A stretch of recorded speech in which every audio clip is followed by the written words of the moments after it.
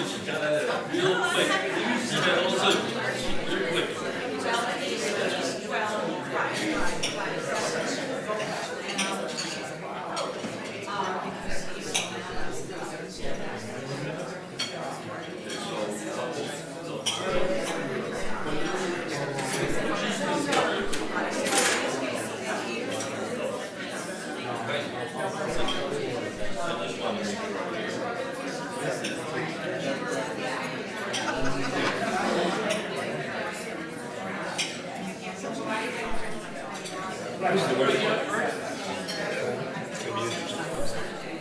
And you might remember part of this too. From back when. I probably will. That's that.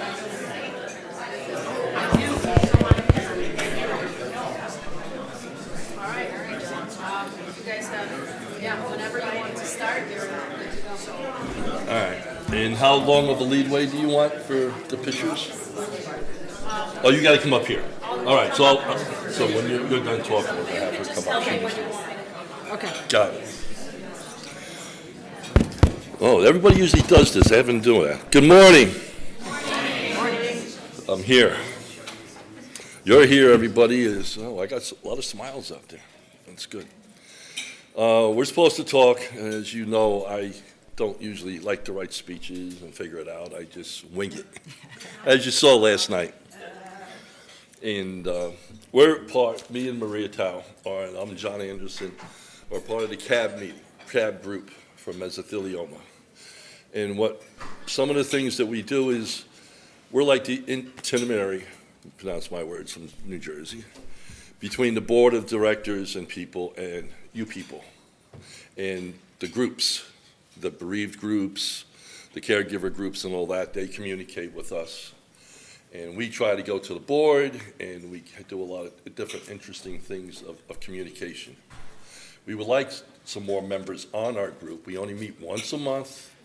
It's an hour, and you can stay longer if you want to chit-chat. You know, it's all Zoom. But it's an interesting group. We've been forming ourselves over the past few years. Going through COVID, we started, and we're starting to get organized and getting things done. Maria she had looked at some of the grant proposals, and you learn a lot. You can be very involved into the organization. But if you miss a meeting or two, it's okay. Just let us know, and so forth. So to cut my rambling off, I'll introduce Maria, because I'm going to come back after she gets done. So as John said, my name is Maria Tao, and I guess my wife, Christina, she passed away in 2019, and months later, a year later, I can't remember exactly when it was, but I called Mary and was like, I want to do something for the foundation, because the foundation gave us so much support and hope and information that was needed, because I remember everyone yesterday was sort of talking about how you can't get information, or you don't get you go to your doctor and you're like, the doctor doesn't know. And so we were so fortunate, and Chris was so fortunate to find Mary and Bill and Heather, and so it was just, I wanted to give back, because and Mary was like, well, do you want to do some writing for the website? I'm like, I'm not a writer. That's not going to be that's not, but so then she said, we're starting to form this community advisory board. And I was like, well, that sounds interesting.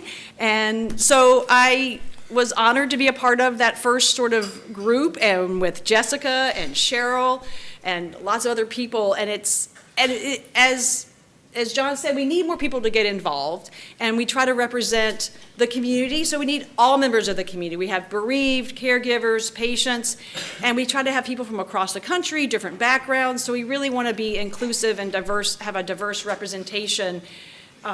So it is something that we are looking for more people, and we need more ideas of how to reach the community, and so we're just looking to expand that. And we just recently sort of reworked our mission, I guess, so to speak, and I'll just to read that. It's the Community Advisory Board represents the needs of patients, caregivers, and those who have lost a loved one to mesothelioma, and decisions made by the foundation. This volunteer-led group is comprised of people with a personal connection to mesothelioma, The CAB focuses on building and maintaining an inclusive, connected, and informed mesothelioma community. So if you're interested, see me, John, Laura. Laura is sort of our lead. Melissa. Yeah, if you also want to get involved, and Claudine is also on the Community Advisory Board. So if you want to get involved, come to one of us or speak to Melissa. You can always reach out to us. And I know you have something else, but I just want to sort of say also that today is, we've had Thursday was Advocacy Day. Yesterday was you heard from all the experts, the doctors, the researchers, and today is sort of about this community, which we know is so special and unique. And as Jessica said, like the luckiest unlucky person, I feel like that's how I feel too. And I think that's what this community is. It's kind of a bunch of people have had some unfortunate situations, but then you come together and you find this community that really embraces you and welcomes you in. So today we're going to, after we finish up here, we're going to be around 9:45, we're going to be breaking out into the support groups. And I guess it's in your program, but the bereaved will be in the committee room, patients will go to the executive room, and caregivers will stay in this room, okay? Right. But before we do that, I'm turning it back over to John. Have a seat. But don't go anywhere. You're sitting over here. No, don't go anywhere. You're not done. I got something else for you. Okay. She also mentioned Mary. There's few people in here that are new. Mary Hestorfer was one of the original peoples with the foundation. She was my wife's nurse when she first went through her clinical trials, and then she went on to lead MARF through a lot of congressional issues that were going back then with asbestos. So that's just to remind you, so for the ones who don't know Mary, because we keep bringing up names because we've been around a while, 22 years, and we're here. Now I'm here to talk about a lady named June Bright, who started with the organization years ago. And as her cancer, I'm sorry. No, you keep going. As her cancer got worse, she got also a Segway. So she'd come to the city with the Segway. She'd go anywhere with the Segway, and if anybody stopped her, you had an issue. She also was a smoker. And then doctor used to bust her because she had pleural mesothelioma, and she says, "This is the only bad habit I got, leave me alone." I've seen her where we're at symposiums, and she got caught smoking in a room, and she's getting fined the extra month so you can come and decontaminate it. But over the years, her and my wife got together from the beginning, and we used to go see, and she lived in Philadelphia, so we used to go after the congressional people in I-State. She used to come to New Jersey, we go see Senator Lautenberg, and we sit there and tag team them as we're having our meetings. Now, I'm gonna slow down for a second and let Maya get those pictures up. That's fine, I just.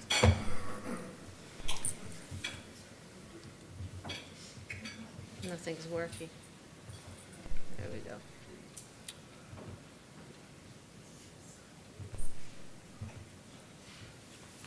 All right.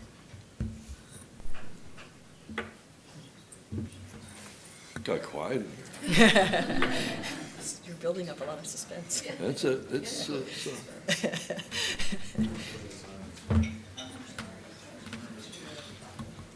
Where are the AV people when you need them? It's working. Well, it's Wanna just go that you with Switch it back. can't log in.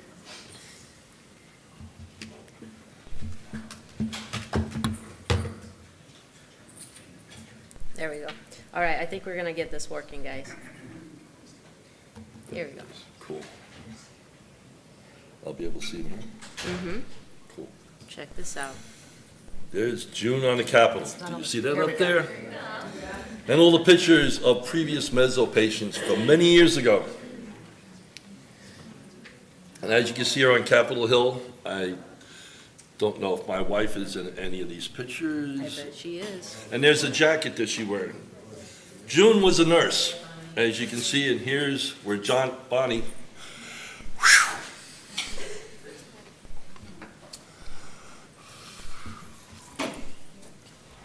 received the jacket.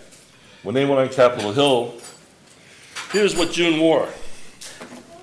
These are previous patients. And I'm trying to get the wording set up so you can read it. And it says, "Stand with me so others might live." That's what we're about.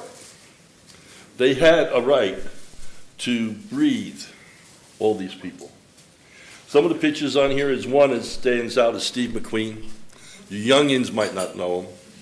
But the biggest problem I find when people talk about cancer is he died from lung cancer. Yeah, so what type of lung cancer? They don't talk about that. Died from meso. Everybody here died from meso. This was passed on to my wife, and she carried the torch for a while. Now, it's a surprise to everybody here, I'm passing it on to Maria. Oh.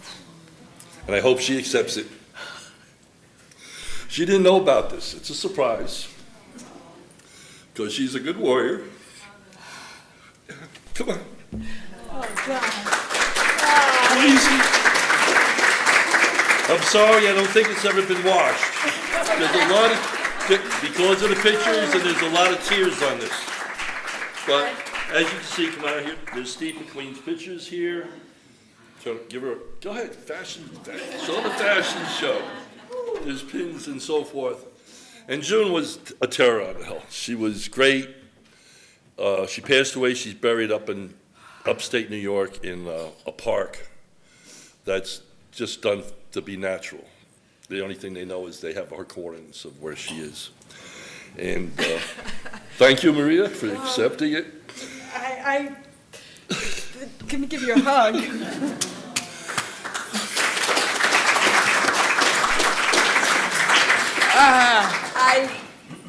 I didn't know this was coming. I don't know if I have the words to speak to this because, I mean, oh. I just remember, I remember the first time we met you and Bonnie, we were at the kayaking event. We walked in and Up in upstate New York. yeah, and we walked into the hotel and you were there with Sheila and Bob Right? and Mark Wells, and I was like, Chris, I think that's who we need to find. And we just sat down and just welcomed us, and it was just, I know Chris just truly appreciated Bonnie, and this is like I'm truly at a loss for words because I don't feel worthy of this, but Somebody's got to trudge on and start it, and you've been a good warrior starting off. thank you. John and I were on the CAB, and sometimes we butt heads a little bit sometimes. But I think I truly have so much respect and admiration for the years and years you've been doing this work. And I've only been in this for 4 or 5 years now, like 5 years maybe. So it's a big jacket to fill here. And I am truly honored and humbled to receive this. Thank you. Thank you, everybody. Bye.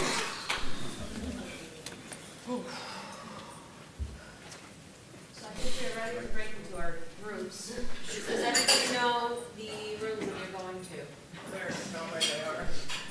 I'll be in the hallway. Yeah, we'll go.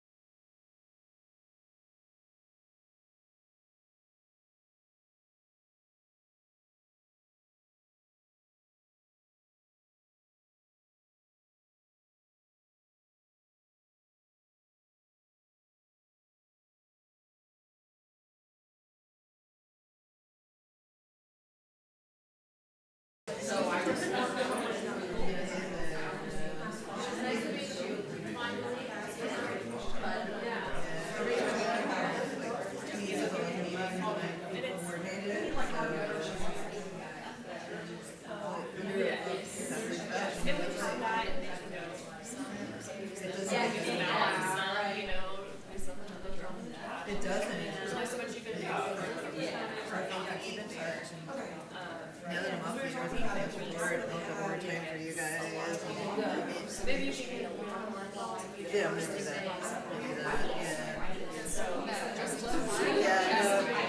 No, that's true. Oh, I want to do so much money. Thank you for all your hard work.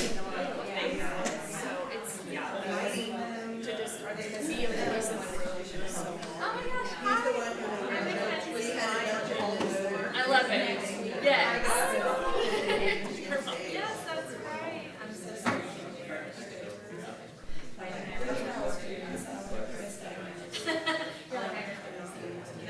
Well, it's great to meet you.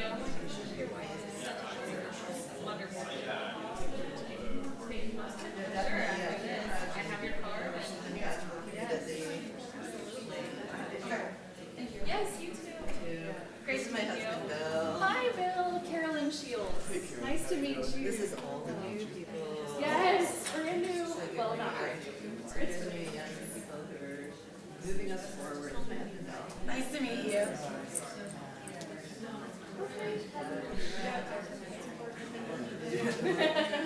a professor who worked never. Okay. Where do you teach? I'm a apologist.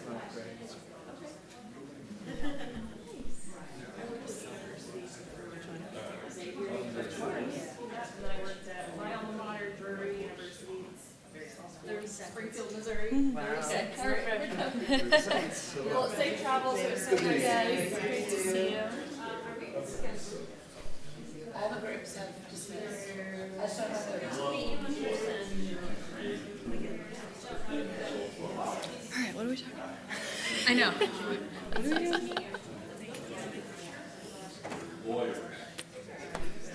Yeah, sure. Huh? We got it.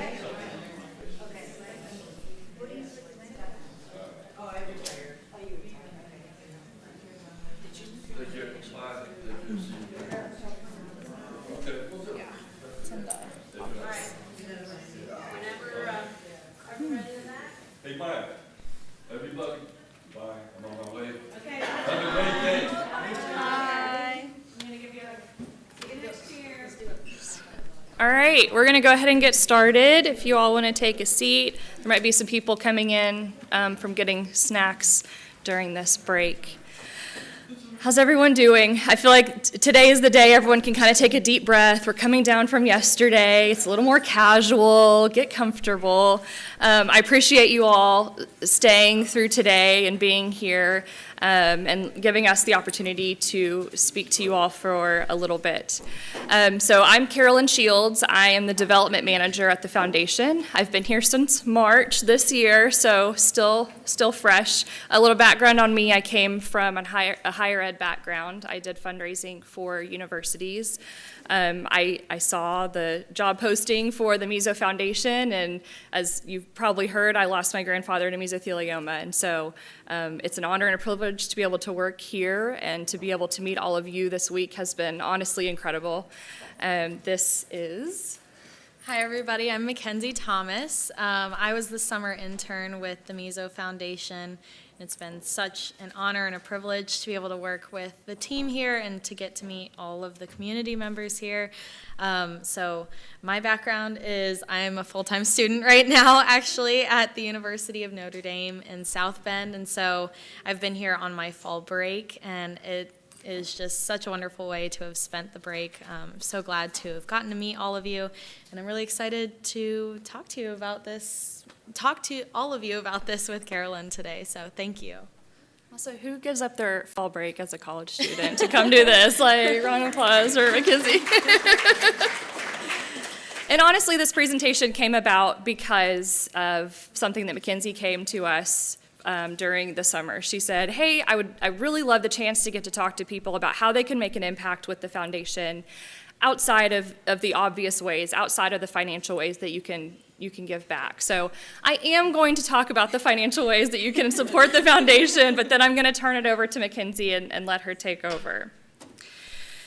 So I'm sure this is information you have all seen before. The Mesothelioma Foundation is the only nonprofit organization, charity organization, dedicated to ending mesothelioma and the suffering caused by this cancer by funding research, providing treatment and support and education for patients and families, and advocating for research.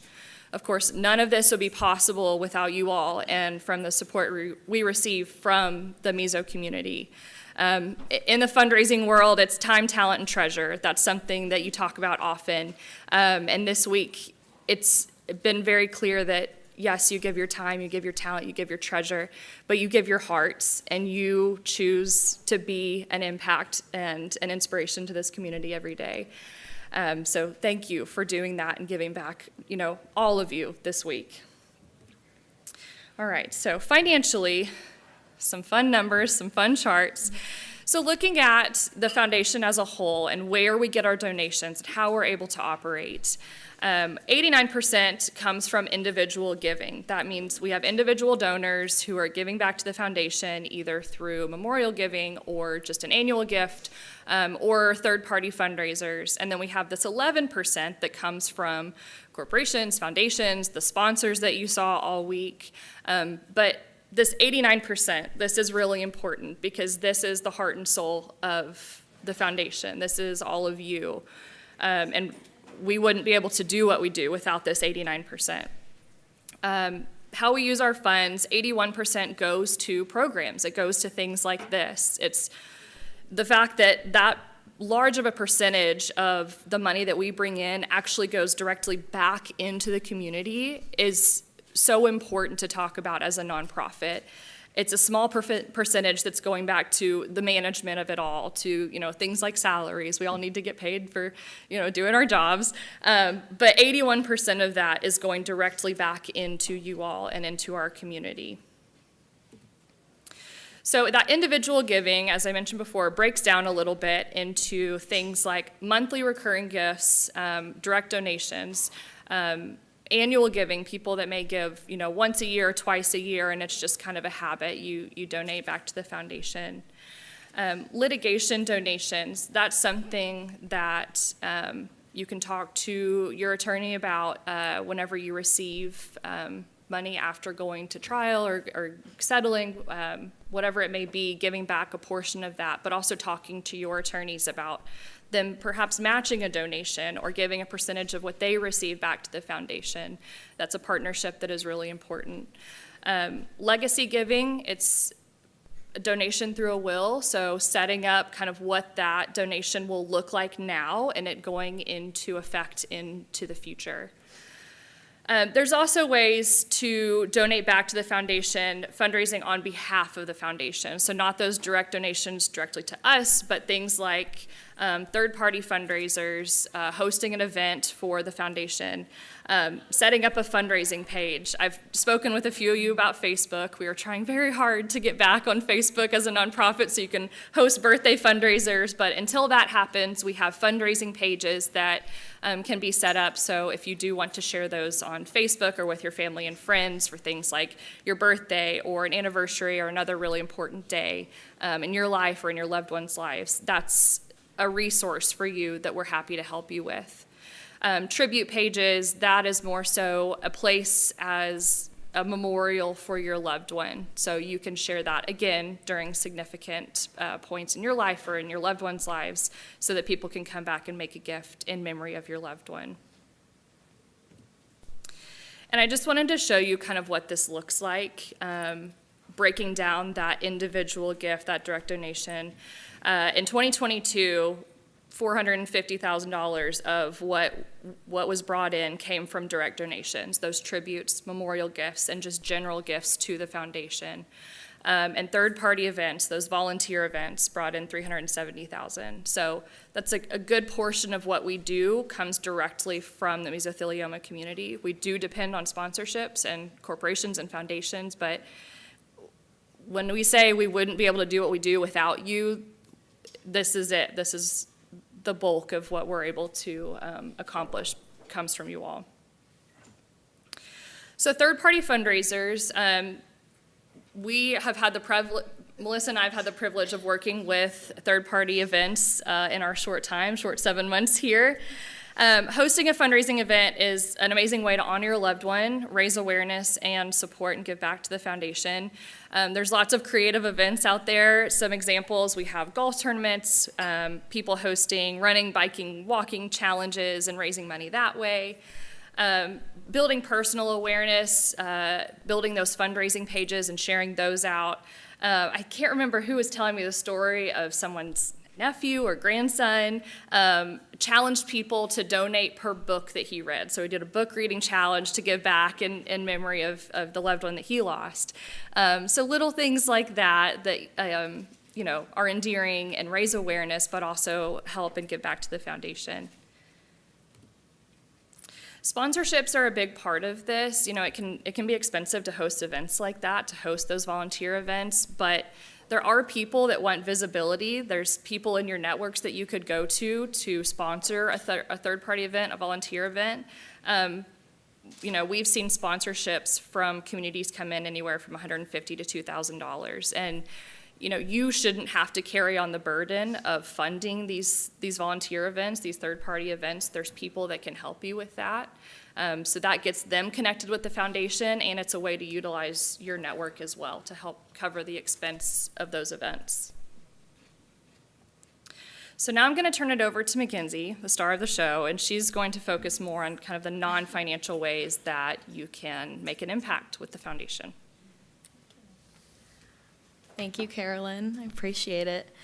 Yeah, so I'm here today. I'm going to be talking about how you can make an impact in a lot of these non-financial ways through awareness, advocacy, and through honoring your loved one's memory through personal and special ways that can come through to you on a very fulfilling level, and then also out into the world to create awareness overall.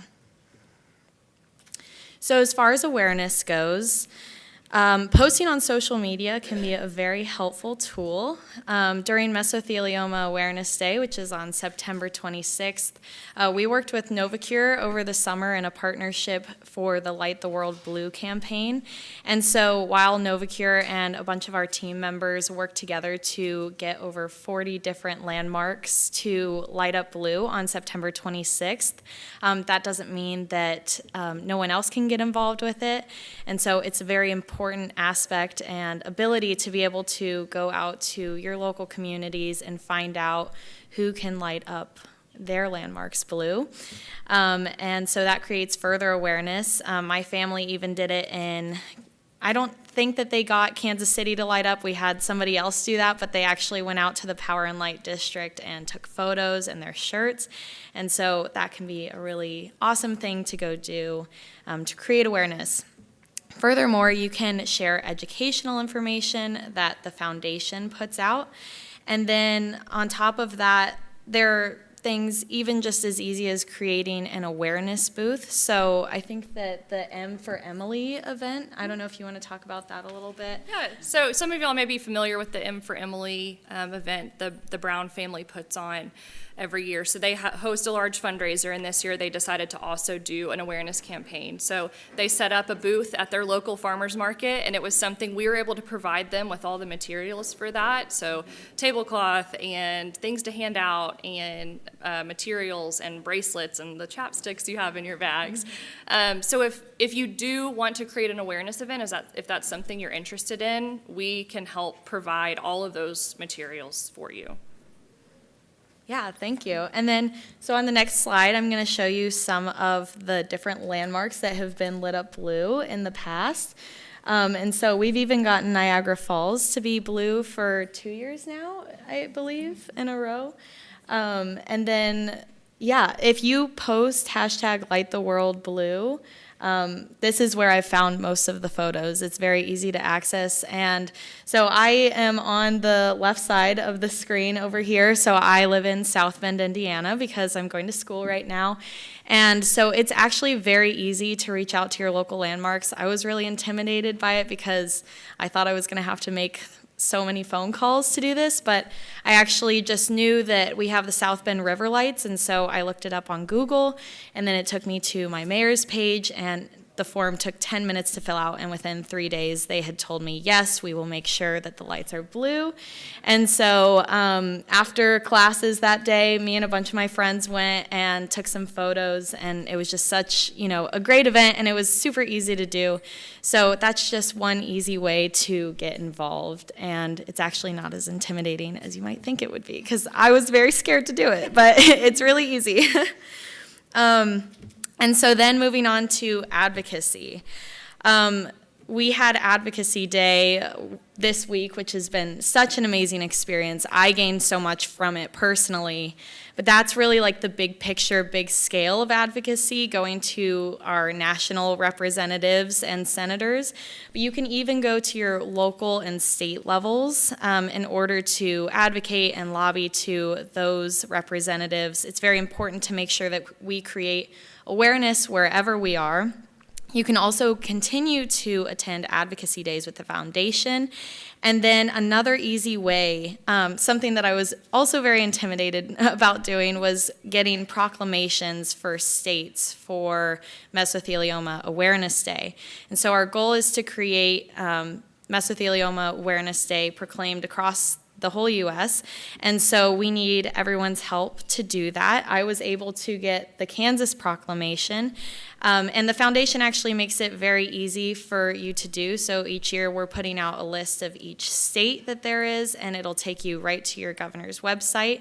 And then we've provided all the information that you would need to put in to get a proclamation. And so it's as easy as taking 5 minutes to copy and paste what we've given you and then submit it. And I think within like a month and a half, 2 months was when I heard back. And so I was able to get Kansas, which was super awesome. And we got quite a few states, I think, to proclaim it this year. And then to honor your loved one's memory. People can definitely ask for family and friends to join in on remembering your loved one for their birthday, anniversary, or another special day that might be extremely important to you and your loved one. You can do some sort of good deed. You can go on a walk or a bike ride to commemorate that person. You can even come up with some kind of clever name if you want to continue to do it every year, like an annual thing. Know that I'll show you on the next couple of slides. My family has done one in the past called Miles to Memories, and so every year we've had a t-shirt and different merch that we've done to give out to our friends. And then on top of that, again, social media can be very, very influential in creating awareness and honoring your loved ones. So you can post their pictures, post the memories that you've made commemorating this person. And then you can always add the hashtag #CureMeso, which allows us to see everything as well. So a couple of these examples. Sorry. I apologize for getting emotional. Thank you. I'm here on a professional level. Because I worked with the foundation over the summer, and so that's been extremely fulfilling, but I'm also here on a personal level. I lost my dad to mesothelioma in 2021, and so I told myself I wasn't going to cry. So it's been such a pleasure to come and meet everyone here and to share in the stories. Sorry, thank you. So my family, in the past, we have done this event called Miles to Memories. My dad was a runner. He was in the Army. When he passed, he was a colonel in the Army, and he was so very proud to be. And so he was a runner, and he would run 8 miles every day. He did 2 marathons. I don't know why he wanted me to come on runs. That sounds like an awful thing to do. So every year my mom created this idea called Miles to Memories, and my dad and her graduated from Kansas State. And so she and my brother and my aunt ran the half marathon at K-State around the time of his 1-year anniversary. Which was such a cool experience. I did the 5K. I was not going to do the half marathon. Kudos to Mom. But it was really cool. She was able to create all of these T-shirts, and we were able to get so many different family members and friends to fly out and come to it. And people ended up donating, even though it wasn't inherently a fundraising event, which was really cool because it all goes back into, the foundation and the community. And then we've also had a more recent event with 3 Cross America by David, Mickey, and Brendan. They lost multiple family members to mesothelioma, and they made a commitment to ride from the Pacific Ocean to the Atlantic Ocean, and they did it within 43 days and raised over $13,000 in doing so. And they did it over the summer when it was extremely hot. So props to them. And then I have heard so much about this kayaking event for mesothelioma, and even though I've never, been a part of it, I think that it is such a testament to the fact that I've heard so many people talking about this kayaking event by Mark Wells. And so we have some pictures here to show. The kayaking event just blows my mind to see all the different colors, all the people there supporting. It's so wonderful to see. And then we have the 3 Cross America with the biking. Such great views too. I'm sure that they had such an amazing time doing that. And then all of the gray shirts right there, that is my family and extended friends that have come out to K-State. We're in the stadium before the half marathon and the 5K started. So my mom actually created those shirts, and so we wear those every year and post in honor of my dad.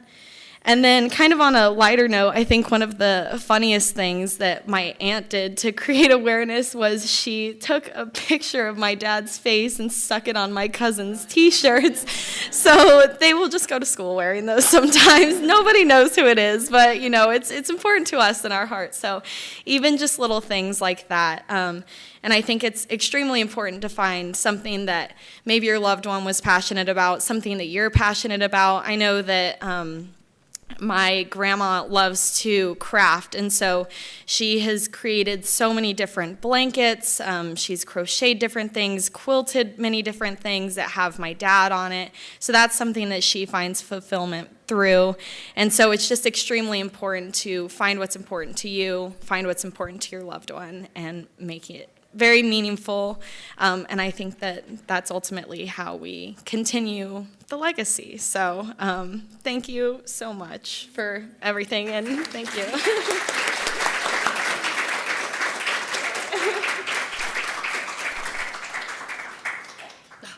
She's the best.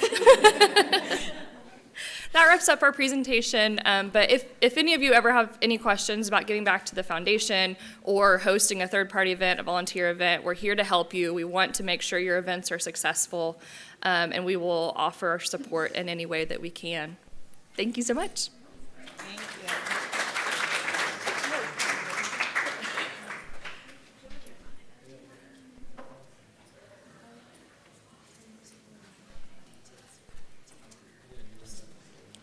Where have you guys been all these years?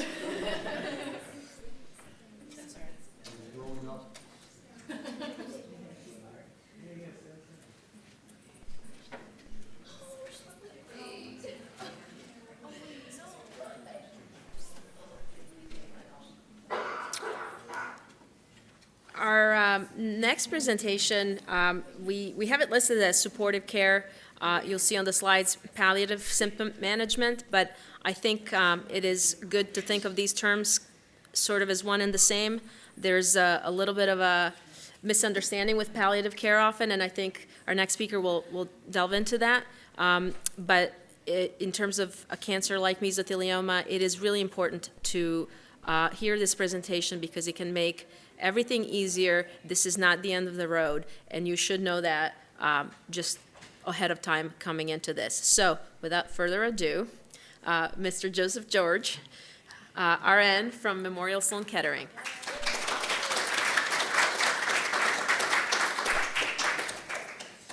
Hi, everyone. Thank you guys so much for having me here. It's so nice to see so many of my patients in the crowd. You guys are going to be bored because I've talked to you about this stuff so many times. So my name's Joe. I work at Memorial Sloan Kettering. I work in the mesothelioma program with Dr. Zauderer. So I just kind of want to acknowledge Dr. Zauderer and our meso team at MSK and all of our patients. Professionally, I am newer to the meso world, especially in such an established community that I had no idea kind of what was going on up until this conference today. Dr. Zauderer has, transformed my professional career in introducing me to this world of meso and introducing me to you all. And I'm so grateful for being a part of this. And I can't wait to do future work with the organization. So just real quick, this presentation, we're going to talk about symptom management.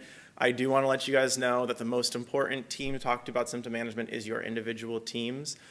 These are my and Dr. Zauderer's and MSK's standard of care when it comes to dealing with symptoms. So just keep that in mind going forward. I'm always welcome. You guys are welcome to raise your hand and share things that you felt worked well with you or put input. So we're going to start off with defining palliative care.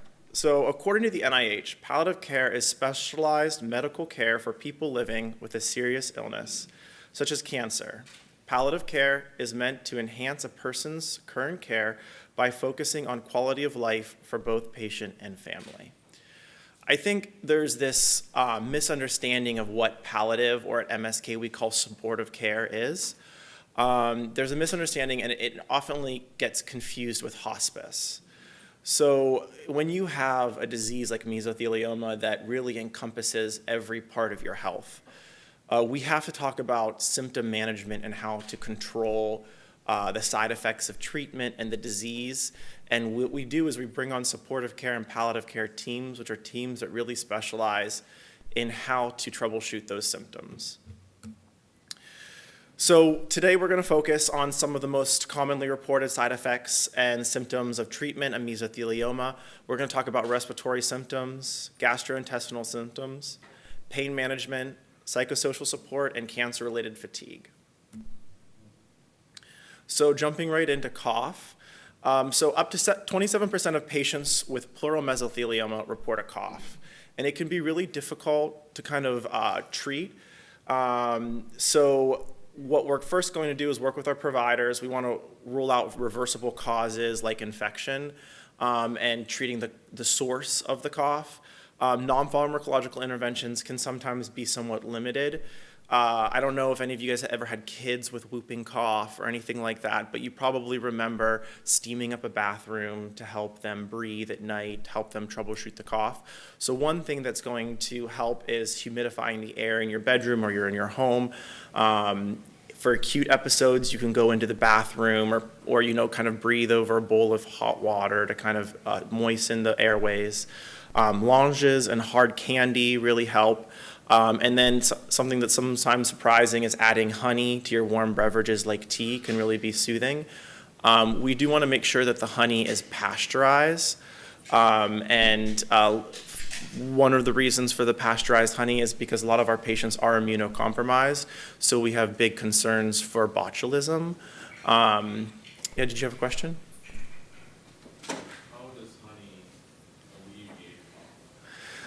So honey is anti-inflammatory. It's a natural anti-inflammatory. So it's just one of the things that we find really helps our patients.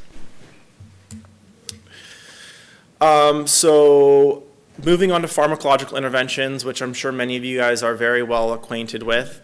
So we have kind of two types of medications: cough suppressants and expectorants. And it's kind of important to differentiate the two of them. Because cough suppressants are going to control your cough reflex. And we're talking about over-the-counter medications called Robitussin or Xylem. And these are best for dry coughs. And when we talk about cough suppression and dry coughs, we don't want to suppress a cough that is productive. Because if we're coughing up mucus, we want to cough up the mucus. We don't want that to sit in our airways and clog up our airways. Prescription medications that your doctor might prescribe are benzonatate, found in Tessalon. That's going to go ahead and numb the linings of your airways and your pleura. And then codeine, which is a narcotic medication that can suppress the cough reflex. And we typically like to use it in our practice with PM coughs because it can cause some drowsiness. Expectorants, these are going to help you expel mucus and respiratory secretions. Obviously, they're helpful in productive coughs. Over-the-counter medications, there's only one, and it's guaifenesin or Mucinex. It's the only FDA-approved cough expectorant. You used to see a lot of phenylephrine, and recent studies have shown that phenylephrine is no longer indicated. It did not show that it actually helps expectorate anything. So dyspnea, up to 60% of patients with pleural mesothelioma report shortness of breath. Obviously, the best way to treat dyspnea is to treat the underlying disease, but it's not always possible because disease progression is sometimes unavoidable. So we have a couple things that we can do for dyspnea. One of them is oxygen supplementation in the setting of hypoxia or low oxygen settings. You can test your oxygen settings with a pulse oximeter that will go on your finger at home.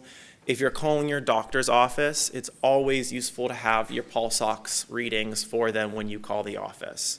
This really gets a sense of where your oxygen levels are sitting, but we only use oxygen in settings, especially when we're not in a hospice setting, for patients with hypoxia.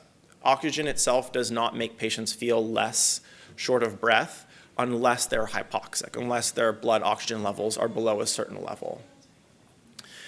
It can also be a little bit of a barrier too, because sometimes patients really want to have oxygen, but there's specific criteria in which our insurance companies will pay for it. So you have to go to your doctor's office and actually have a test that shows that your oxygen levels are below a certain point, and you will qualify for home oxygen.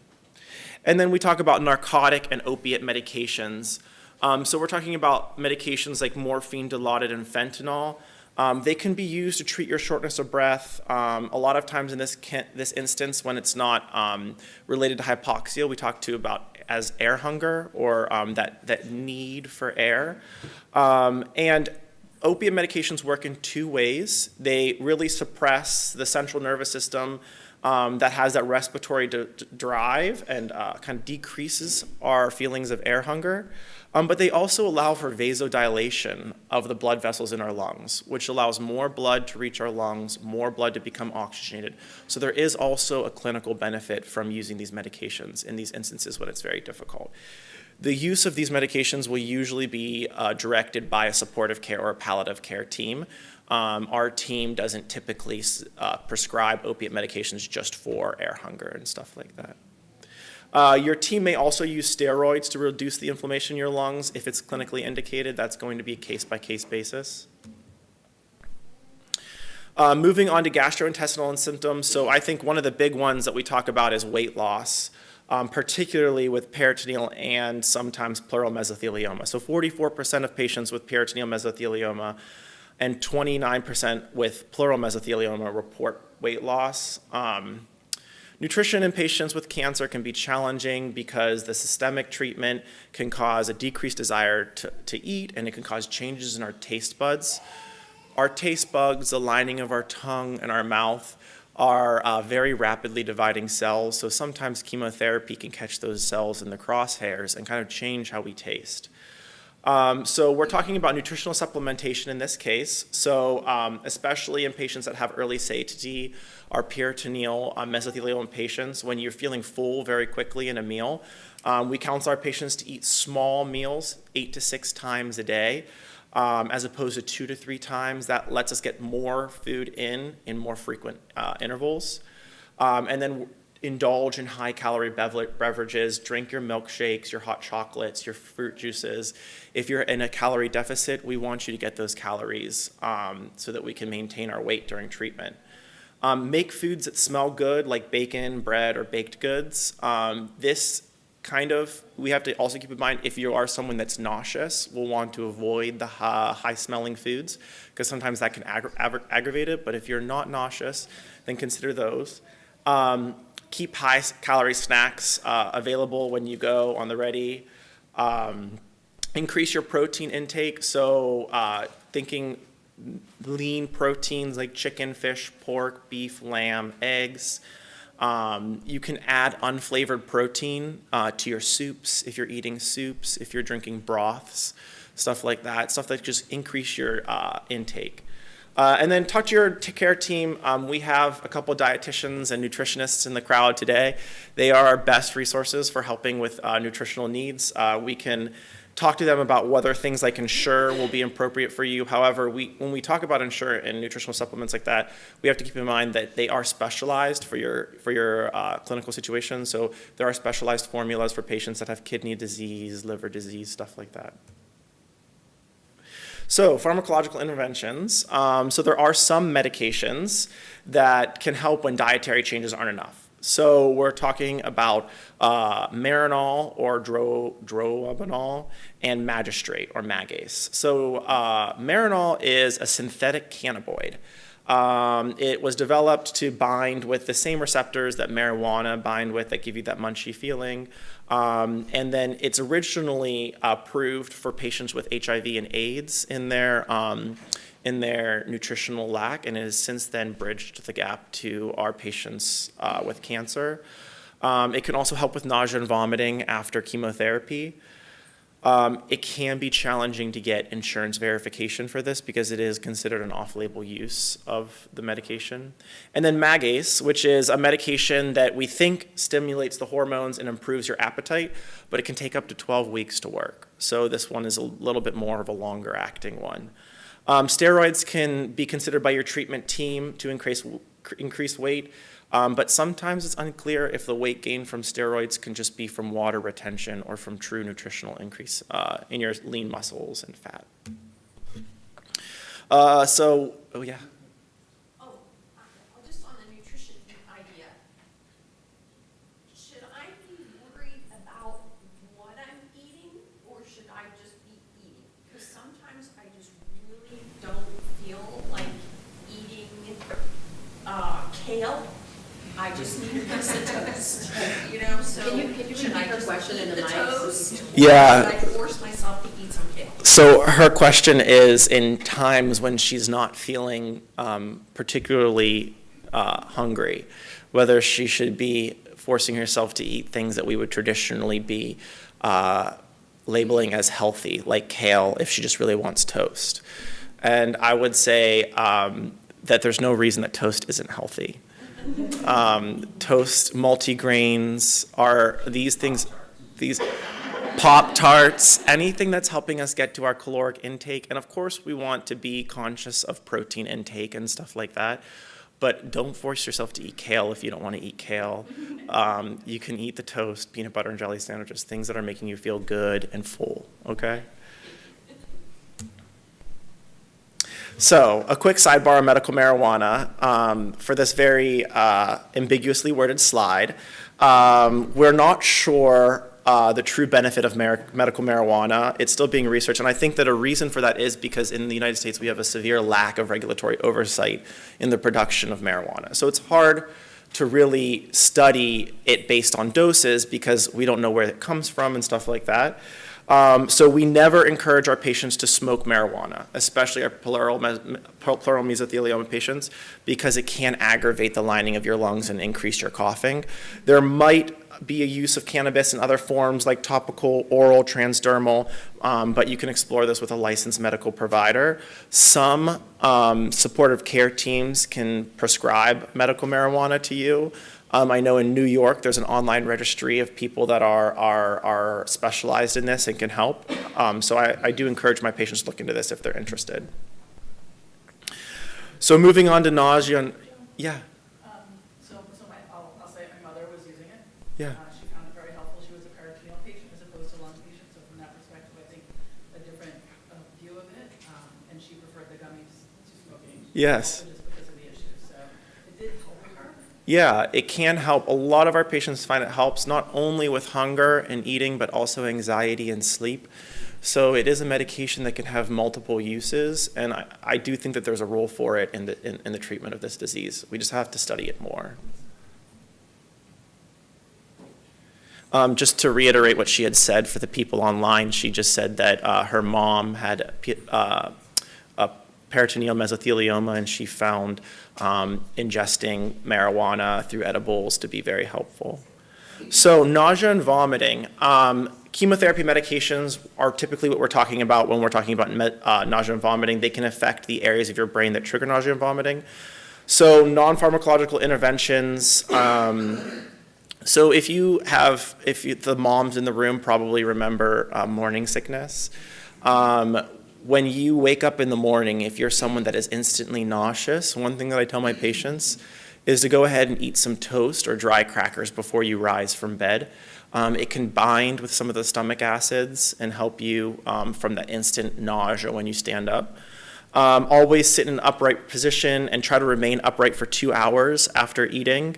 Avoid those fatty, greasy, creamy, spicy foods that can sometimes trigger our stomachs to revolt against us. And hard candy can also help with this. So especially ginger. Ginger candies can really soothe the stomach. Peppermint candies can really soothe the stomach. Pharmacological methods of management, your team will have their own kind of regimen to help you with this. We typically use ondansetron or Zofran, but we can also use olanzapine, Reglan, Phenergan, Compazine, and sometimes Ativan, which is an anxiety medication. So, diarrhea. Up to 33% of patients with peritoneal mesothelioma experience issues with digestion. So there's a wide range of reasons why diarrhea can occur, and they're not limited to tumor burden, systemic treatment, localized treatment, and narcotic use. Diarrhea, we first need to establish the etiology of why it's going on before we can treat it. So the first thing that we typically do is we're going to have you send a stool sample in to make sure that we can rule out infectious symptoms. Because we can't use antidiarrheals in patients with infections, particularly C. difficile, because what we do then is we bind up the disease in our colon and it kind of releases toxins that can cause us to become more and more sick. So before you take an antidiarrheal, make sure you talk with your care team so that you can rule out infectious symptoms. And then we can move into treatment of it. So non-pharmacological interventions, starting off, I'm sure you guys have heard this before, the BRAT diet with an extra T. So BRATT stands for bread, rice, applesauce, toast, and tea. Tea can help soothe patients' stomachs. We're talking in general, though, this is a bland foods diet. So we consider this for acute, not chronic diarrhea. Of course, you can't live your rest of your life just eating those 5 things. But this can sometimes help in the acute setting. Avoiding high fiber foods, especially in the acute setting, fiber can exacerbate diarrhea. Sometimes it seems a little counterintuitive, but at the beginning, when we're talking about this, we try to avoid the high fiber foods. Avoid fat foods. Again, this is a recurring theme. Things with heavy cream, fried food. Prevent dehydration. This is huge. You lose a lot of electrolytes when you have diarrhea. So we like our patients to drink as long as your team can tell you can tolerate up to 2 liters of fluid a day. Make sure you're supplementing in some electrolyte replacement, especially if you're having frequent diarrhea. And then the last one is taking care of that booty. So I'm sure we've all been there where we've been having frequent diarrhea. You really have to care for your skin because this can cause breakdown, a lot of issues. So we're talking about sitz baths. We're talking about warm showers after episodes, using A&D ointment on our skin, just taking care of it. And this is a little bit of a weird topic to be talking about, but as your guys' nurse, you can come talk to me about it anytime. That's what we're here for. And then pharmacological interventions. So after infections and inflammatory issues have been ruled out, colitis, C. diff, stuff like that, we're going to move on to things like loperamide, which is Imodium. You can buy that over the counter. We typically use an episode-based dosing for that. Bentol, which is an antispasmodic, which slows down your gut motility. And then Verbinzi, which is also an antispasmodic that decreases diarrhea. It is a newer medication. I have not used that yet. And then the opposite side of this coin, constipation. So up to 33% of peritoneal mesothelioma patients experience issues with digestion. I know I said that in the past. So constipation can be due to tumor burden, polypharmacy. It can slow gut and cause obstructions. So maintaining an adequate bowel regimen is absolutely imperative. So non-pharmacological interventions, we're talking about bowel training. I think going to the bathroom at the same day every time seems like simple, but it actually does really help our patients if it's possible. Kind of training your body to go 10 to 15 times after meals. Exercise is imperative in getting your gut to move, getting up and walking. If you're feeling constipated, going out, walking around your block. Making sure you're drinking lots of fluid, 2 to 2.5 liters of liquid a day. Remember, our bowels move through the use of water to kind of loosen stool. And then prune juice. This is kind of the first thing I tell my patients with constipation to go to, prune juice, especially if you microwave it for 15 to 30 seconds. Sounds kind of gross, but the warmth can really help move things along, and prune juice is a natural kind of issue solver here. So pharmacological interventions, we have 4 types of laxatives or stool softeners that we use. Stool softeners, think Colace. So it's going to increase the water in your stool. You can take it typically up to 3 times a day. Docusate sodiums, the over-the-counter medication you can get at CVS or Walgreens. Osmotic laxatives, so Miralax, pull water into your stool and help things move along. Stimulant laxatives like Senecot speed up the muscle movement of your colon, so it's kind of didn't do the opposite of what that Bentyl does. But it can cause some cramping, so I usually tell my patients to take this at night. And then bulk-forming laxatives like Metamucil, Fiberol, all those types of things. So when we move into constipation, it's kind of weird that we would say for diarrhea, don't use fiber, but for constipation, use fiber. These things can really help your body become regular and increase the bulk of your stools.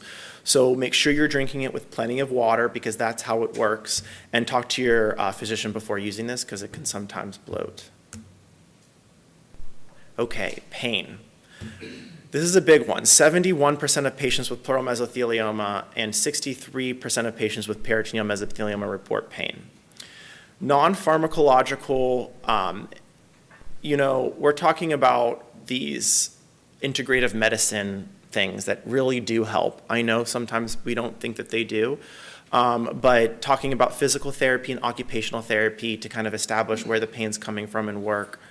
Neurostimulation, acupuncture, acupressure, transcutaneous electrical stimulation, it's called TENS. Counseling and hypnosis, these types of things. A lot of my patients will go to our integrative care teams and really find a lot of help, particularly in acupuncture. Treatment of mild pain in pharmaceutical is when we're talking about NSAIDs. So we really need to talk to our doctors about what NSAIDs are best for you, because they can affect your body in different ways. Sometimes Tylenol is what we would suggest, or acetaminophen. Sometimes it's ibuprofen or NSAIDs. So because of the treatment implications, you always want to talk to your doctor about the best agent to use for you. And then moderate to severe pain. So we're talking about narcotic and opiate pain medications in this instance. They can be ingested, inhaled, they can be patches, they can be shots, they can be pills. Opiates are used to control moderate to severe pain in cancer patients specifically. They can be administered at home. We're talking about codeine, fentanyl, hydrocodone, morphine, the list goes on and on.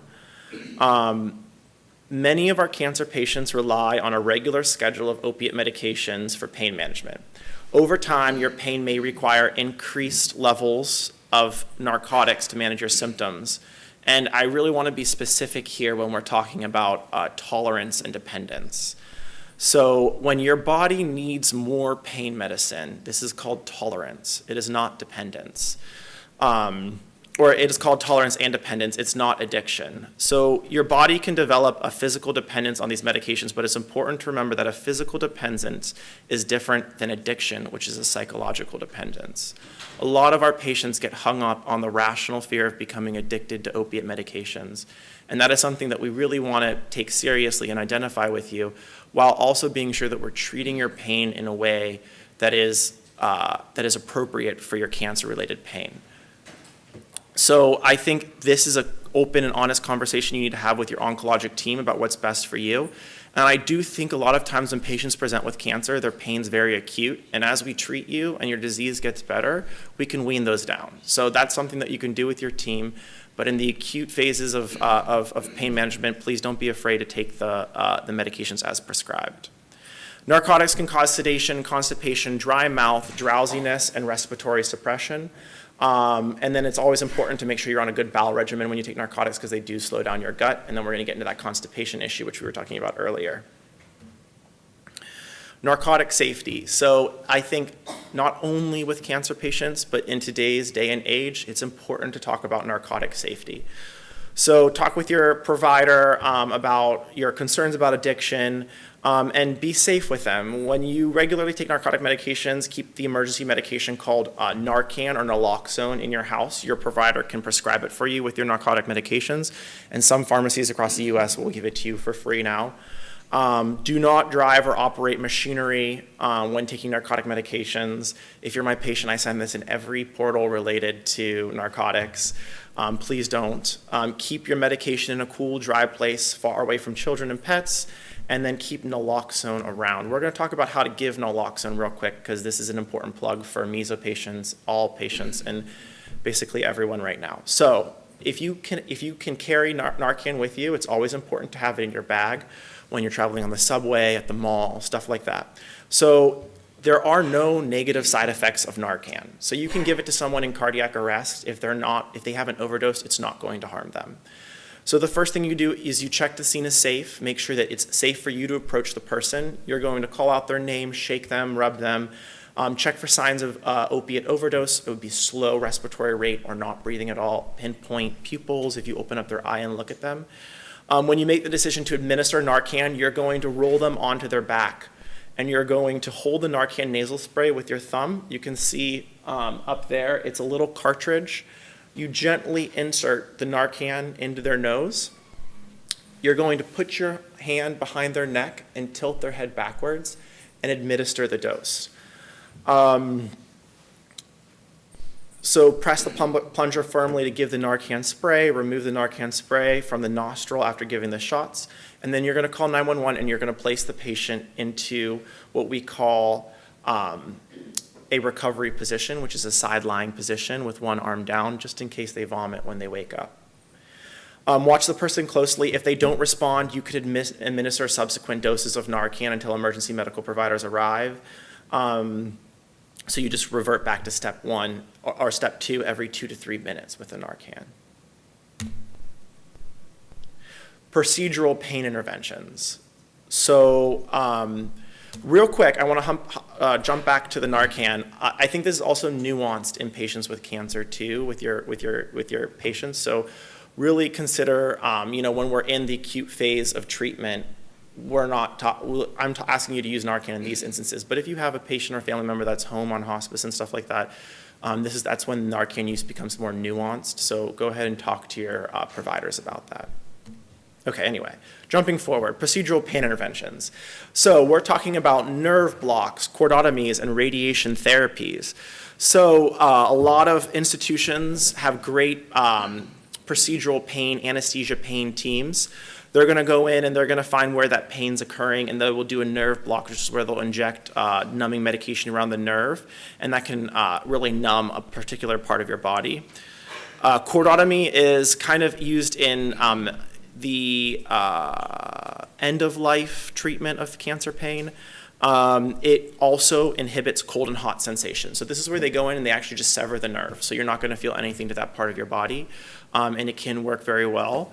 Radiation therapy is also something that can really help with pain. If we have a nodule or a node that's really pressing on a nerve, causing patients to feel pain, we will frequently refer them to rad-onc, and they do experience benefit from that, and it works for a long time after you get the radiation as well. And then depending on the site of your cancer, we can sometimes give radiotherapy or cryoablation. We've heard that word today or this weekend a couple times. And then the big one that is really hard to treat is cancer-related fatigue. So I think it's important to note that cancer-related fatigue is different from the fatigue of people without cancer. I think in today's day and age, all adults are tired, but cancer patients have more fatigue than everyone else. And it's well documented, and you need to be validated in the experience of this fatigue. And it's because of the buildup of toxic substances in the cells that are killed by cancer and by treatment. So I think it's kind of hard to treat again, but we're talking about staying physical, using an activity log. So logging your activities, and then this can help you kind of talk to your team about what times of day you've noticed that you become tired. If you're able to walk in the morning, but you're tired in the evening, we can try different types of things. So note how you're feeling after activities and level of fatigue throughout the day. Physical activity, we're talking about 2 to 3 hours of exercise per week. So walking daily, getting in those steps, getting enough sleep. So if you can avoid napping for too long in the afternoons, cat naps are okay, 10 to 20 minutes, but we really want to save the bulk of your sleeping for the night. So keep lap naps late morning and early afternoon, maintain a sleep routine with consistent bedtimes and wake-up times, and avoid caffeine, alcohol, and tobacco at all times, but especially after 6 p.m. Plan your activities. Prioritize what you need to accomplish every day so you can make sure that you get things done. Utilize your activity log to plan what time of day you'll schedule activities so that you can complete them at your highest levels of energy. Utilize your emotional support. Do not isolate yourself from your social circle. Spending time with your loved ones is super important and can alleviate sadness, depression, and that may be contributing to your fatigue. Get help with your anxiety and depression. Ask for help. Consider joining a support group like the ones that we had today with your family and friends who can help you manage. And then again, physical therapy and occupational therapy. It is fabulous for working on things like this at home. So bringing those people into your home, going to the PT/OT centers and working on that, they can really help you. Psychosocial support. So we spend a lot of time talking about physical health, but the mental and emotional well-being of our patients and their caregivers are just as important. So we need to utilize our multidisciplinary care teams, social workers, case managers, support groups, therapy, psychiatric health teams. I think one of the struggles of this disease, and I'll be somewhat frank, it affects our older generation a lot more than our younger generation. And our boomer generation is sometimes reluctant to accept psychiatric help and therapy, and this can be a really difficult thing for our population. So I think understanding that this disease really takes some of our psychiatric issues right out of our hands, it needs to be handled by a professional person that can help us process these emotions. Our social workers can help us get community resources, transportation to and from the hospital. A lot of times that's paid for by your insurance company, so talk to your social worker about that. Case managers can help you with your visiting nurse services, and our support groups, of course. And then that's why we're here today. So I don't know if you guys have ever heard of this great organization. It's called the Mesothelioma Applied Research Foundation. It's really fabulous. So on the MESO website, you can find the travel grants, support grants, and valuable information on current treatments and care. There's also resources available through the American Cancer Society, cancer.org, and together we can find a cure. And then because this is a palliative care talk and sometimes disease is unavoidable, one thing that's very important to talk about is that despite our many advances in treatment of mesothelioma, it remains an illness with a high mortality rate. So it's never too soon to establish a healthcare proxy and talk with your loved ones about your healthcare wishes. There is a fabulous website that can help you have this conversation with your families, and it's called the Conversation Project. So go to the Conversation Project's website with resources how to have this conversation. They have the healthcare proxy forms, information on living wills, and power of attorneys, and you can find them at the conversationproject.org. These are my references, and this is Sloan's legal thing, and thank you guys so much.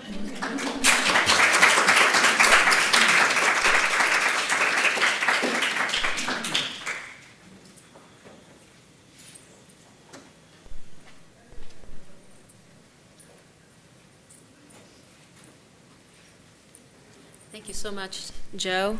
Our next event is the patient panel, and I think this is an important conversation. I think just as humans, whenever we do something difficult that we've never done before, learning about other people's experience with that is something that most of us seek out, that gives us comfort to understand how that path will move forward. I know that as far as the internet goes, that's usually something that our patients search for. All over the internet, our caregivers are up late at night looking for that information. So we wanted to create this conversation today. And remember, there are so many of us in this room, but this information and this content is also live streamed. And then will be posted on our YouTube channel for all of the new patients who are searching for that information late at night. So keep that in mind. We have a panel here. Mary, I would like to invite you up to the panel desk. Locke, I can't see you because there is a column. And also Bill. Is Bill in the room? He is. Come on up. So yeah, there are a couple of mics here, and then there's a podium mic, and also we have a roaming mic, because what I was hoping that we could do, and Bill, if you feel comfortable standing at the podium, sure, that would be great. Or yeah, we can get another chair. So I would like for you to start by introducing yourself again. Remember, this is live streamed and will be online, so think of that as you share. But then I would also like to open it up to the audience to ask questions about your experience and maybe create a conversation as well. We do have a mic because it's live streamed. Just make sure when you're speaking from the audience, raise your hand so I can bring you the mic so folks at home can also hear us. Thank you, and let's just go in order with the introductions. Oh, okay. Hi, I'm Mary Jack. I live in the Los Angeles area, and I was diagnosed with pleural mesothelioma just shy of 2.5 years ago. My name is Bill Ziegler. I was diagnosed with pleural mesothelioma in 2011. I currently reside just north of Detroit, Michigan, and have gone through multiple treatments, finishing up in 2012. My name is Locke Ta. I was diagnosed in April 2021 with pleural mesothelioma, and actually peritoneal also. And I want to apologize. We have to catch a flight, so I probably have to leave a little bit early. And Meg here will take your place once you have to go. Great. Perfect. Well, I'll sit up here and then So- you know where you are.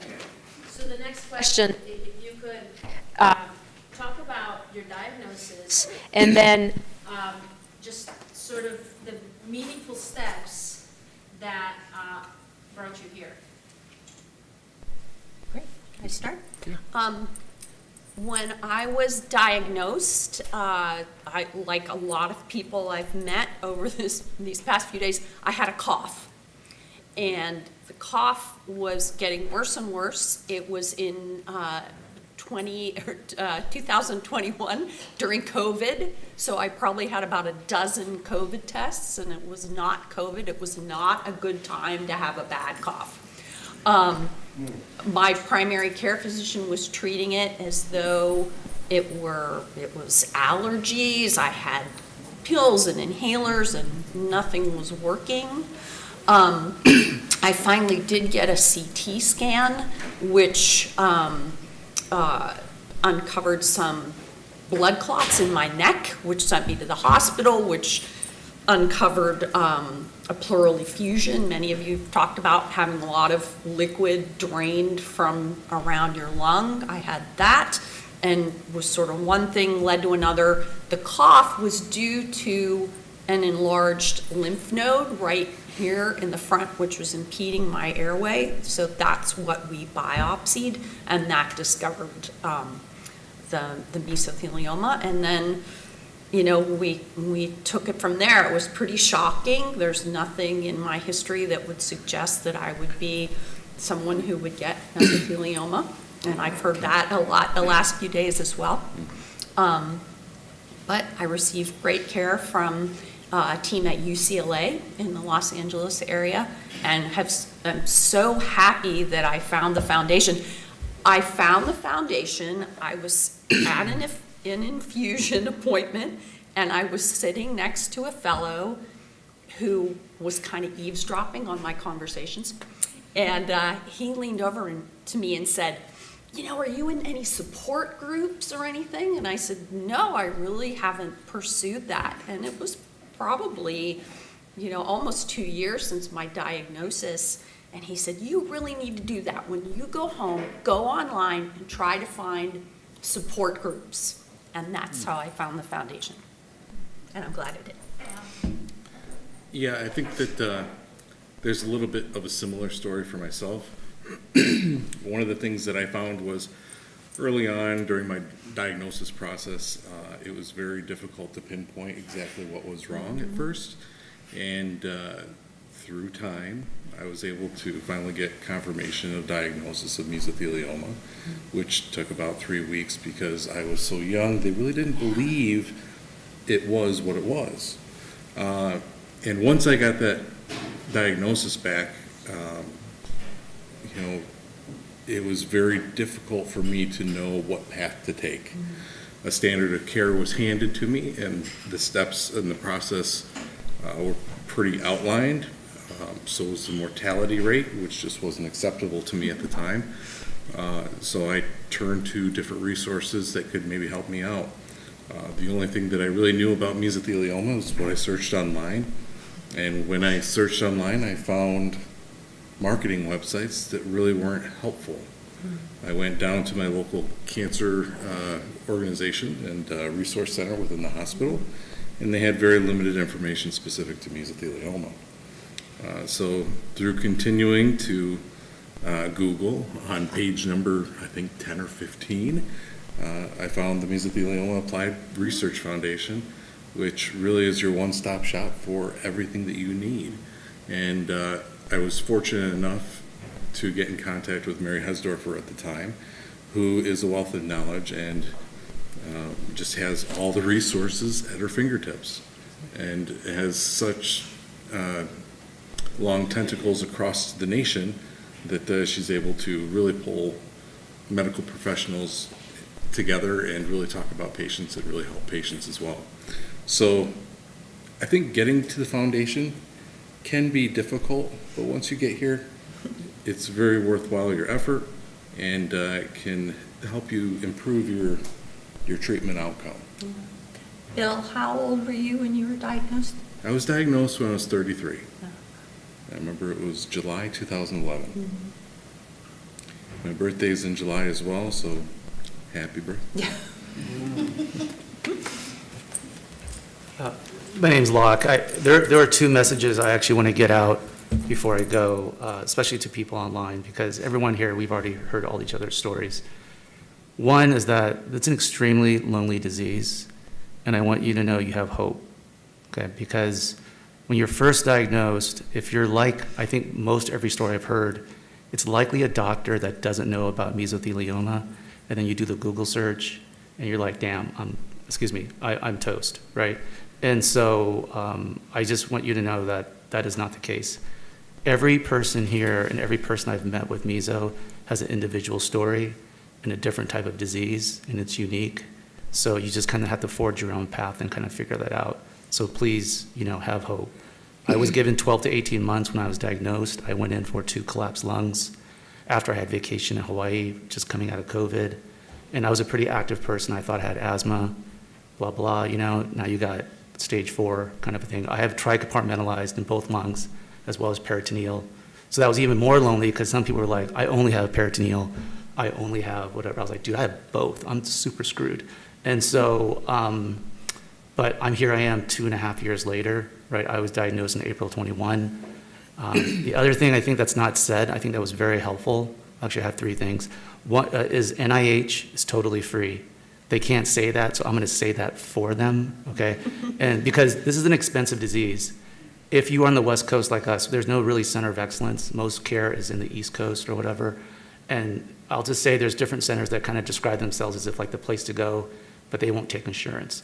And there's just a lot of options out there. You know, the foundation, there's people, everybody wants to help, but NIH is also free, FYI. And then do your genetic testing, right? And the last thing I will say, I think that would make such a difference, because at the beginning of the disease, it feels like a death sentence. Sure. I mean, you're just sitting there staring at the ceiling, trying to figure out what you're going to do in the next 12 months to prep your family, right? And I'll tell you now, I walk an hour a day, I'm under no treatment and surveillance, and I still Peloton, right? And so I'm not going to be running any half marathons or anything like that, but there's hope, so you just don't know your situation. What was the third thing I was going to say? Oh, MARF. Okay, you've got to get into this Facebook group, because if you're like me, I just like to lurk, and when you're sitting at night and you're freaking out, it's really helpful to hear from other patients, because this disease is, to me, more art than science. I mean, if you look at it, over 20 years, there's only 2 FDA-approved treatments, right? And everything else is kind of like throwing stuff against the wall.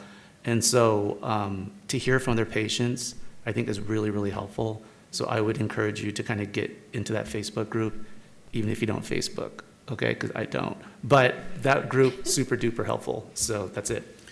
Yeah, I just want to reiterate what you're saying.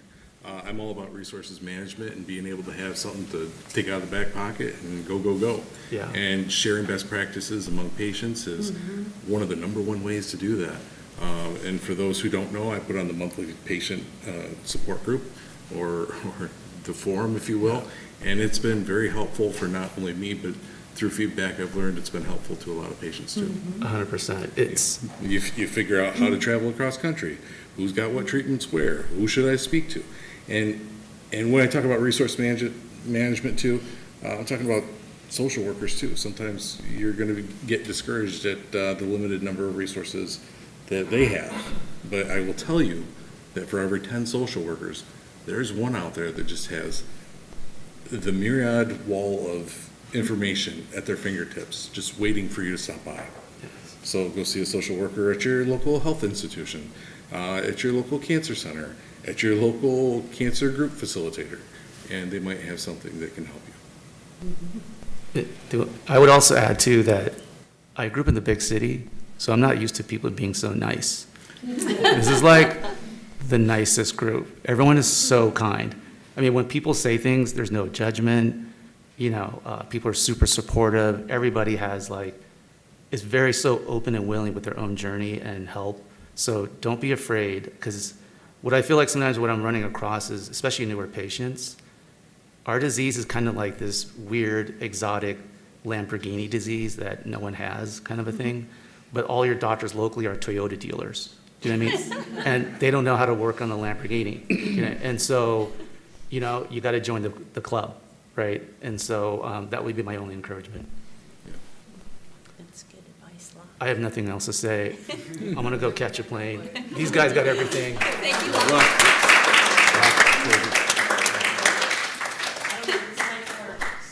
James?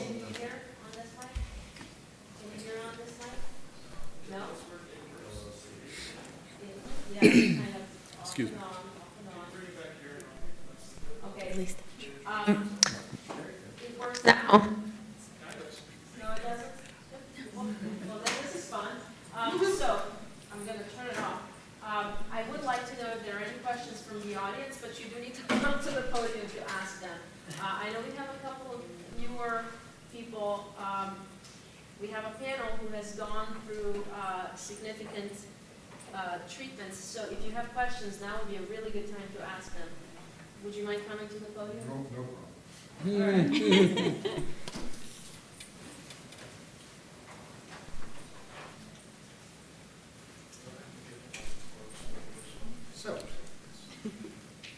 So we just came out of the patient support group, and there was one question I wanted to bring up, but we ran out of time. And the consensus in the room was that early detection is really, really important in treating this disease. I would say about a year or a year after I was diagnosed, I finally found out some of the symptoms I had 6 months before I was diagnosed, and that was night sweats. And I had and Locke kind of made a comment about self-diagnosis, and I self-diagnosed myself, and it cost me 6 months. So I was wondering if anybody on the panel had a similar situation where a year after or 6 months after you found out about symptoms you had 6 months prior. Well, as I mentioned, I had this terrible cough, and it was really, I describe it as ferocious. Like, it was lifting me off the ground. I had such a terrible cough. And, come on, Mary, you don't just walk around with a cough like that. But it was COVID time, so, I thought, well, maybe it's related. Self-diagnosis, and even my yeah. doctor, I had an appointment with my primary care physician, and I went to the building, and there was an urgent care in the same building. And when, at that time, being COVID, I entered the building to meet with my primary care physician, and they said, have you had this symptom, that symptom, a cough? And I said, I'm here to see my primary care physician because I have a terrible cough. And they wouldn't let me in.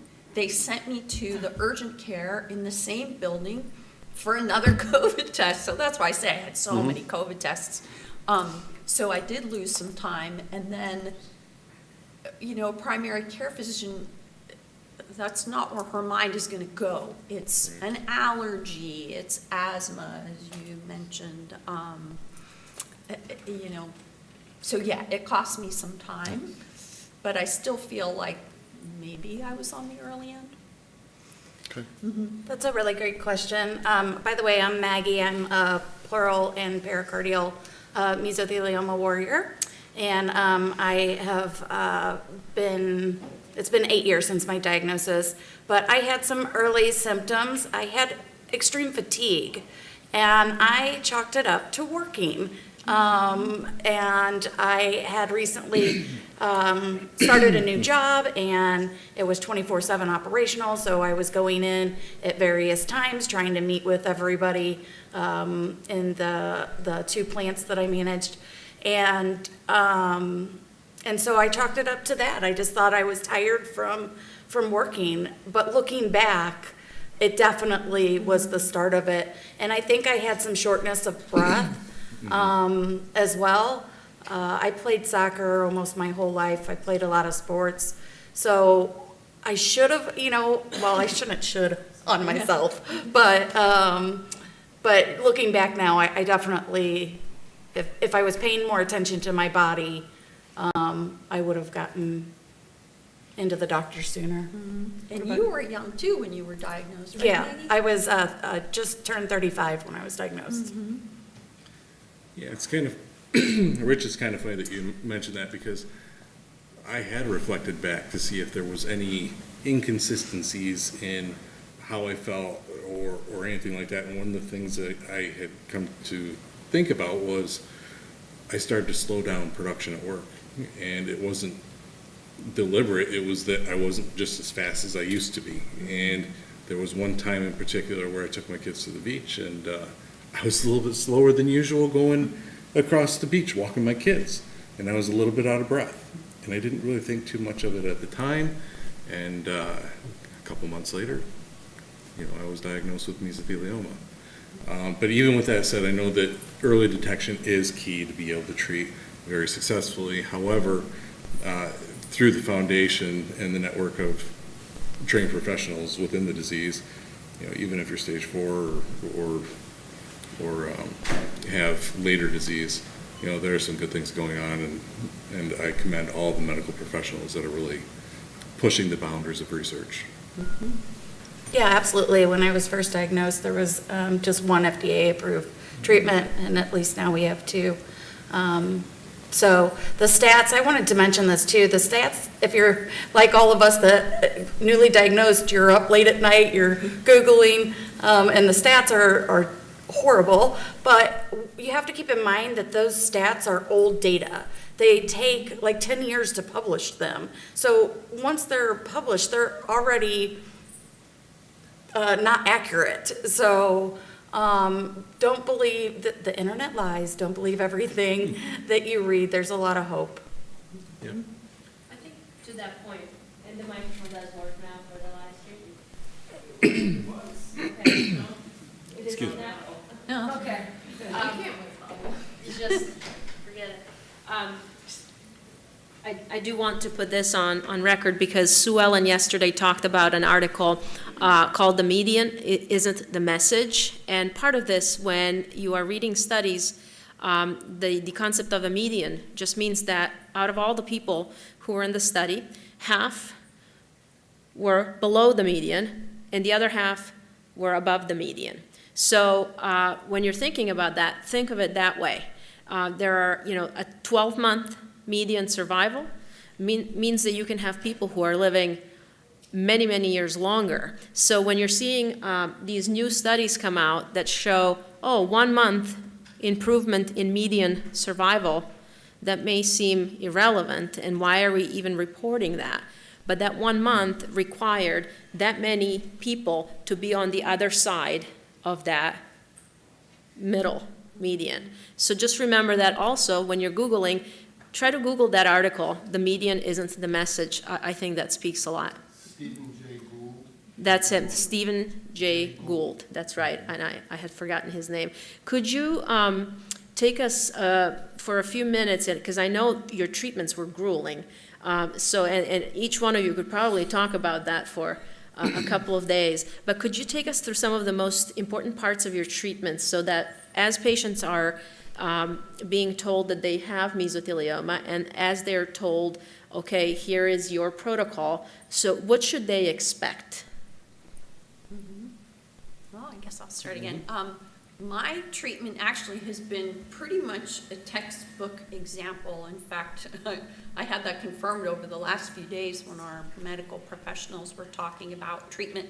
I did the typical 6 rounds of cisplatin and pemetrexed at the beginning. And I won't lie, my first treatment, I really thought I was going to die. In fact, I ended up in the hospital after my first treatment. I was so sick and debilitated, and I was really scared. But once we dialed in good anti-nausea for me, that was a real turning point, and we figured that out pretty quickly. So those first six treatments with the cisplatin, which is tough stuff,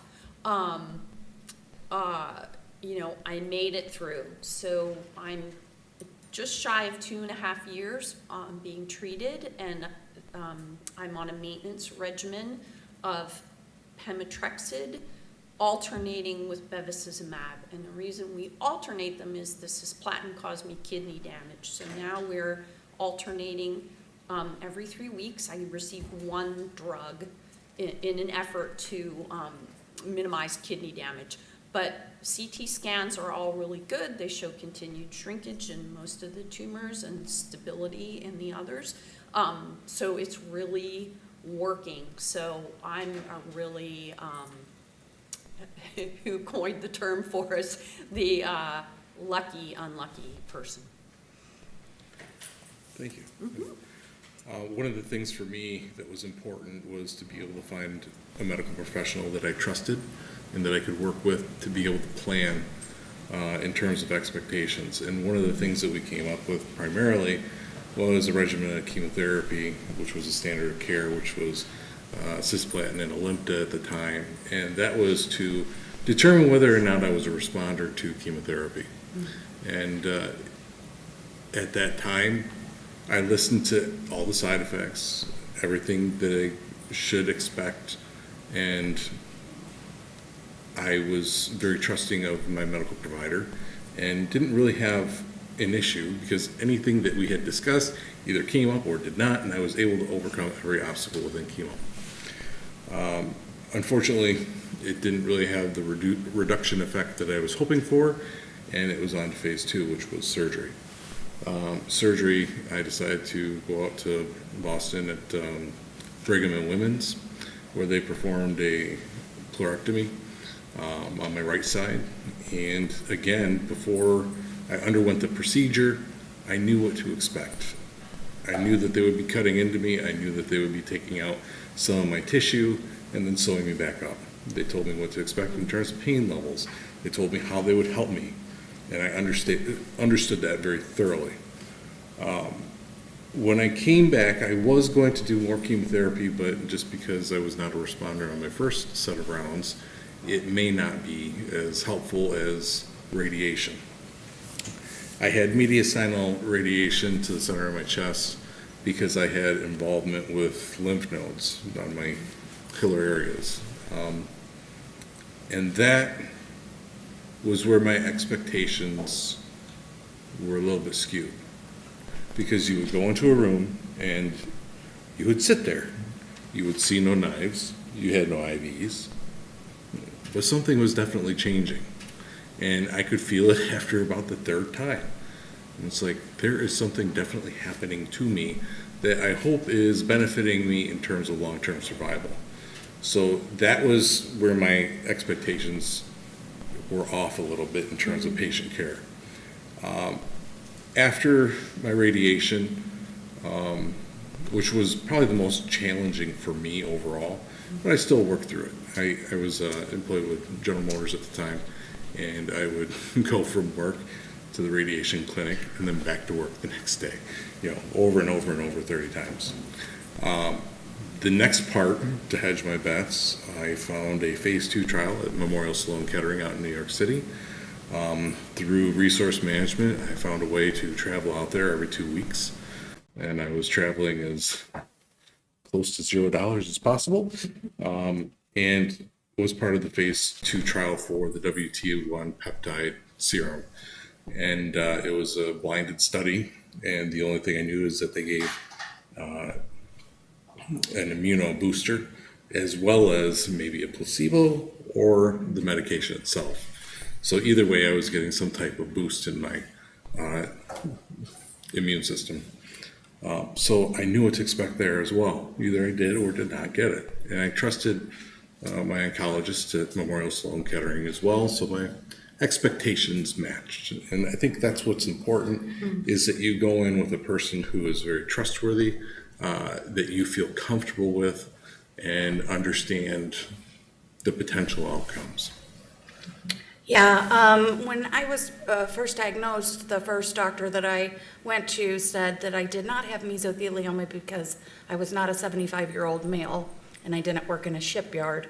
So it is okay to fire doctors. and you really do have to create a partnership with not only the doctor, but the rest of the staff too, because the radiology department needs to know how to read our scans. The oncologist needs to know how to treat mesothelioma. So it's not just one person, it's a big team. And I was a candidate for surgery, so I had the radical PD surgery. And on my PET scan that I had right before the surgery, like a couple days before the surgery, they only saw the one massive tumor that I had, and then a couple little ones at the lower end of my lung. However, once they opened me up, they found it in my pericardium, in my heart, in my diaphragm, more on my lung. They took part of my lung. And so it was a really, really painful surgery. I still have pain today from it, but I'm still here, so that's okay. It was a really hard recovery time. I remember there was things that I would have liked to have known about the surgery. like not to lay flat. That was not told to me after the surgery, or if it was, I definitely missed that. So, you know, sleeping in a lazy boy was probably the easiest way for me to sleep right after the surgery. I also did IVF in between surgery and chemo to help preserve fertility. So if that is something that you know, interests you, talk to your doctor about it and make sure that you at least get those questions answered. Ironically, the insurance company paid for it because I was considered terminal, but I was able to harvest three embryos. And then after that, I did the chemo, both cisplatin and Alimta, and I did 4 rounds, 3 weeks apart. And I would say the first one was probably the most difficult until they get the medications right for the side effects. I remember I had to get the Magic mouthwash because I had the ulcers inside my mouth. And then I was really fatigued. I slept for like 5 days after a treatment. But yeah. Yeah, thank you so much for sharing. Is there a patient with peritoneal mesothelioma who would also like to share their treatment story? Come on up. Rich? Oh, me. You nodded. I think you trouble somebody behind. Unless there is somebody else too. We had to reshuffle our panel a little bit, but I do want that experience also to be recorded. I'm kind of an old timer here, so I'd like to hear somebody. Yeah, please, come on up. Here, I'll tap out because mine's easy.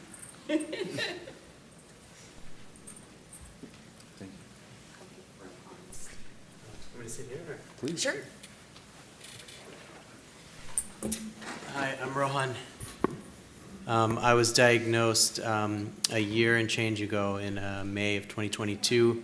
Had a couple bouts of abdominal pain. It was probably, you know, it was episodic, so I had some abdominal pain. Went to the ED, didn't find anything, kind of that same story.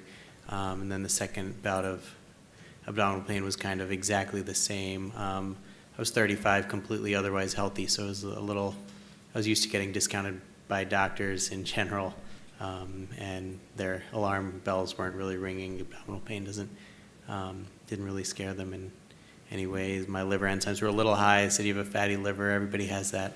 But then the second time when it was exact same, I was a little more aggressive about getting an answer.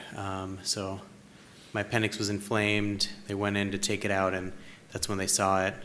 Biopsies, if you had it biopsied, where it wasn't sure, a confirmatory test, the whole route of, I'm sure we've all been down that road of, don't worry, we're going to see what the next person says. After 4 or 5 of those, you've got the 1 in a million disease. So I talked to a bunch of experts and, talked to 10 experts, got 10 different treatment plans with 10 justifications that they all make sound like it's completely reasonable. So at the end of the day, you pick something that works for you, your family, where you guys are, the support group you have. And so I had cytoreductive surgery in HIPEC with Dr. Alexander in New Jersey. He's now at Rutgers. Maybe 2 months after my surgery, they were able to bring my score down to 0. I was in a little gray areas with regards to my PCI score and my lymph node involvement.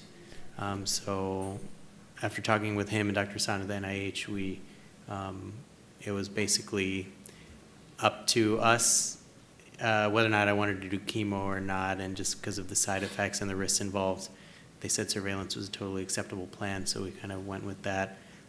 So right now, unfortunately, I'm having a little more abdominal. I mean, I was doing okay with the scans. There was a little something here, a little something there, but in the past week or two, blood work doesn't look so, it's not ideal, basically, having a little more pain. So I'm set for another just diagnostic laparoscopy, just to take a look, get an answer, and go for that next week. So not a great time, but so as far as I've gone, I think my surgery in HIPEC went about as good as it can go. No hiccups. Spent 5 days in the hospital, which was expected. They got everything they could. So in that sense, it was great. And then it was kind of just a wait and see approach. So hopefully this isn't a step back, but I guess we have tools in the toolbox in case I need to do another treatment, and hopefully those will all be hiccup free. But I guess it's kind of like it's just the road we have to kind of go down eventually. So that's basically my story in the past year and change.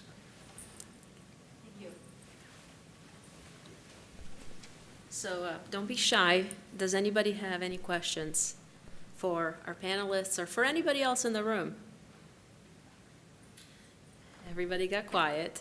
So, as is customary, we are running out of time and even a little bit late, but this was our last presentation today. So I guess I have the distinct pleasure of closing this conference, which I shouldn't be, but because I'm not prepared for that. But I just want to thank all of you for coming here, for traveling, for taking time out of your lives to be here. I do also want to thank everybody who is watching online, because luckily technology has improved leaps and bounds since we were last together, even in for a 3-day conference, which was in 2019. We were back together in 2022 as well.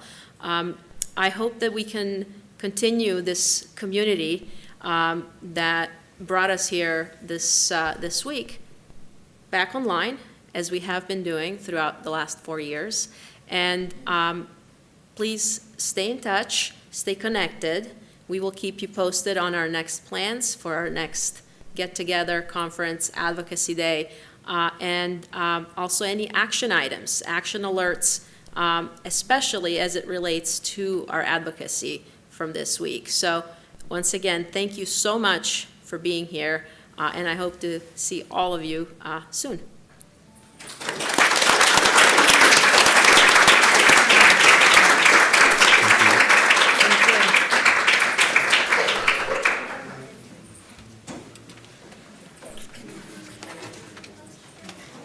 So I guess.